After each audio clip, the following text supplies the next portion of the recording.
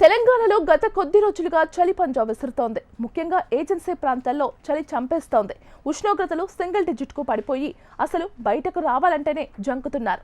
ఈ చలి తీవ్రతతో జనం తీవ్ర అవస్థలు పడుతున్నారు. పొద్దున ఇంటి పనులు చేసుకోలేక ఇబ్బందులు ఎదుర్కొంటున్నారు. దీంతో చలి నుంచి ఉపశమనం పొందేందుకు మంటలు వేసుకుంటున్నారు. ఇక చలితో వృద్ధులు, చిన్నారులు అవస్థలు పడుతున్నారు.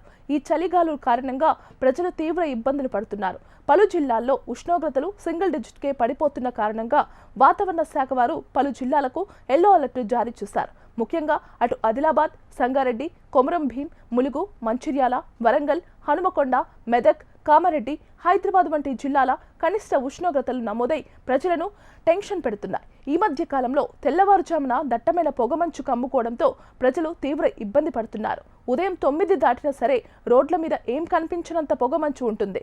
దానివల్ల డ్రైవింగ్ చేసేవారు, ముఖ్యంగా రైతులు, పొలాలకి వెళ్లేవారు చాలా కష్టపడుతున్నారు. అయితే చలిగాలులు ఇంకో 2 రోజుల వరకు కూడా ఇలాగే ఉండే అవకాశం ఉందని, సాధారణం కంటే 3 నుంచి 4 డిగ్రీలు తక్కువగా ఉష్ణోగ్రతలు ఉంటాయని అధికారులు చెబుతున్నారు. ఇక ఏపీలో కూడా చలి తీవ్రత ఎక్కువగానే ఉంది. ముఖ్యంగా పలు జిల్లాలో 5 డిగ్రీల కన్నా తక్కువ ఉష్ణోగ్రతలు నమోదవుతున్నాయి. ఈ చలిగాలులు ఎక్కువగా ఉన్నందున ప్రజలు అప్రమత్తంగా ఉండాలని అధికారులు చెబుతున్నారు.